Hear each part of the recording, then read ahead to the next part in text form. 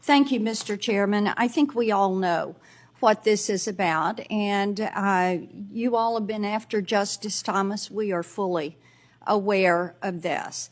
And I think that the whole charade is truly disgusting.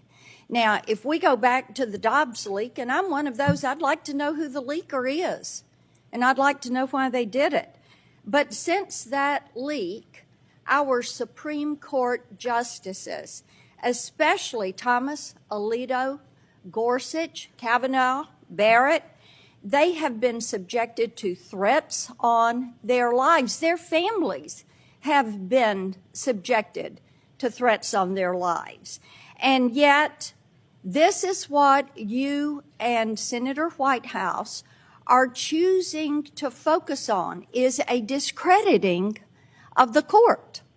And we know what this is about. We should be talking about protections for the court. I think that it appears that what you're doing is you're going after them because right now you don't agree with some of the decisions that are coming out of the court.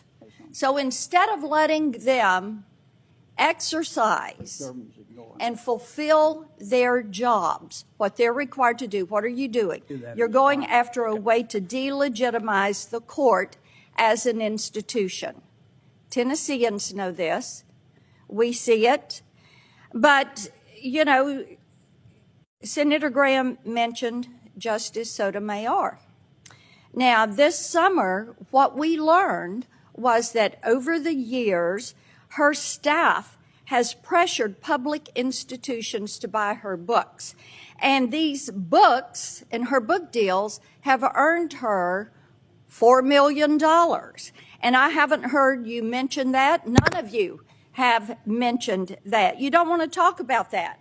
Nor have you mentioned the fact that she refused to recuse herself from not one, but two copyright infringement cases concerning her book publisher. You clearly don't want to talk about that one either. So I have filed an amendment issuing a subpoena to Justice Sotomayor's staff who helped to sell her books, as well as to her book publisher, so we can fully understand the backstory of these deals. And since we're in the business of issuing subpoenas now, here are a few more that I've filed. A subpoena to Jeffrey Epstein's estate to provide the flight logs for his private plane, given the numerous allegations of human trafficking and sexual abuse surrounding Mr. Epstein. I think it is very important that we identify everybody that was on that plane and how many trips they took on that plane and the destinations to which they arrived.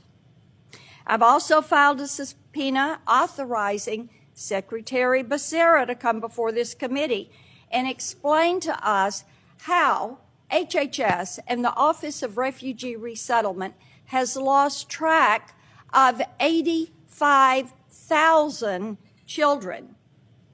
In addition, I filed a subpoena to compel the Biden DOJ to provide all documentation about their disastrous decision to terminate the successful China initiative. That was a program that was critical to targeting and prosecuting Chinese spies in America.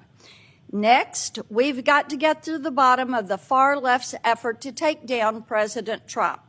That's why I've filed a subpoena for all documents relating to any political donations and participation by Special Counsel Robert Mueller's staff. And let's talk about the two tiers of justice that we're all seeing in the Biden administration. This administration loves to talk about misinformation, but they clearly have the goal of censoring conservative speech online. In the latest example of this, DOJ, on behalf of the FTC, filed a privacy and securities practices suit against Twitter.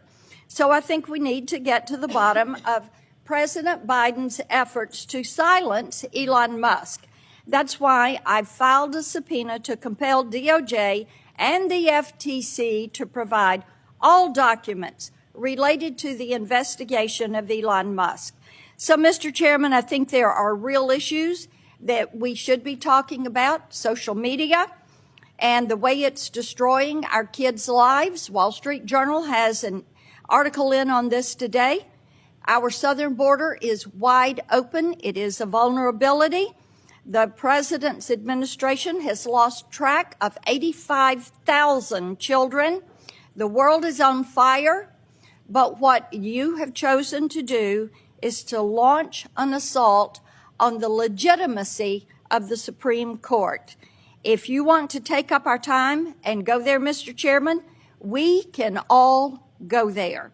I think this is a sad day for this committee and for the confidence that the American people would like to have in our institution and in this prestigious committee. Thank you, Senator. When I recognized you, I didn't know what subject you wished to speak to. As I announced at the beginning, the first thing we'll consider the 2 judicial nominations, then we will move to the subpoena, and I see people seeking further recognition on that issue.